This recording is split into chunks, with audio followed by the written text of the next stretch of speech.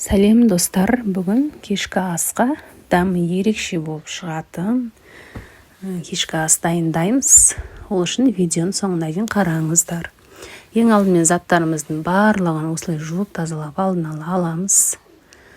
Бұл жерде керек заттардың барлығын мен астыңғы бөлікке жазып қоямын. Ең алдымен бір жуамызды алып, осылай ұсақ етіп турап аламыз.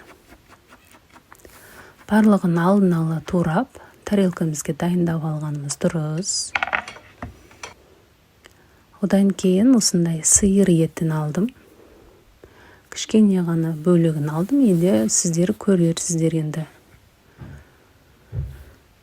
Өздеріңіз білесіздер қаншалықты қоссаңыздар да. Осындай бір бөлігін алып, орташа бөлікте турап алдым. Және бір дана сәбізімізді алып, төрт бұрышты етіп орташа бөлікте турап аламыз.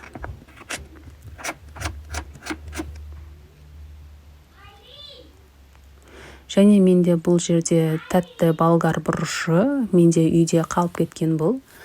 Бүтіні жоқ, сол себепті де сіздер егер бүтіні болса, жарысын қоссаңыздар болады.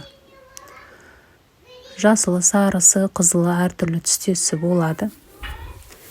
Менде сән беру үшін сарысын және қызылын қостым. Ал бұл жерде менде үйдегі өзіміздің бақшамыздан шыққан болгар бұрышы, оны мен қысқа сақтап қойғанмын морозильникте. Одан жарты бөлігін қостым, жасыл болгар бұрысын. Және бұл жерде қызанақ, тоңазытқышта сақтаған қызанақтарым. Осылай кесіп сақтап қойғанмын. Осылай мұз күйінде турап, тамағымызға қазір қосамыз.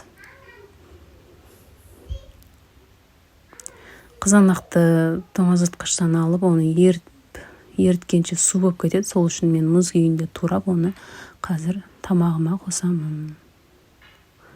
Мінекей барлық заттарымды мен турап алдым. Енді табамызды алып, қыздырып, кішкене ғана сұйық қосып қыздырып аламыз. Ең алдымен етімізді жақсылап сарғайғанша қуырып аламыз. Оның үстінен жуамызды салып, оны да жақсылап қуырып аламыз. Сары түстес болғанша. Сосын сәбізімізді қосып, үстінен қызанағымызды қосып, қуырып аламыз. Кішкене ғана ас қасықтың жарты бөлігімен томат пастасын қостым. Сіздерде егер қызанақ қызарған болса, қоспасаңыздар да болады. Сосын бұл жерде дәмдеуіштерден жарты шай қасық кориандр, жарты шай қасық зираны қостым, және жарты шай қасық қара бұрыш қостым. Сосын үстіне су құйып, 3-4 кесе су құйдым мен. Және үстінен тәтті болгар бұрыштарын қостым.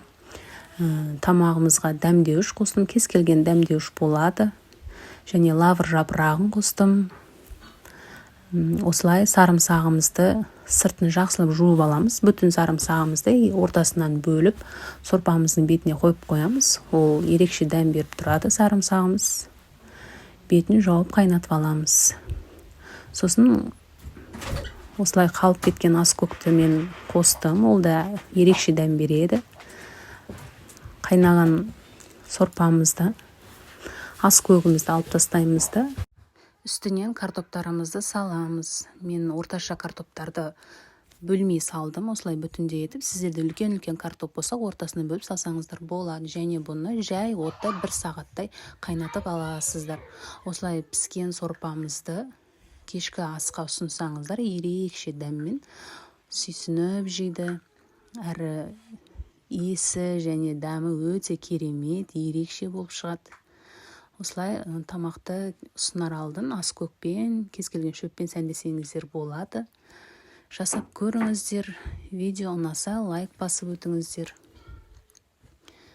Кешкі асқа керемет дәмді тағам.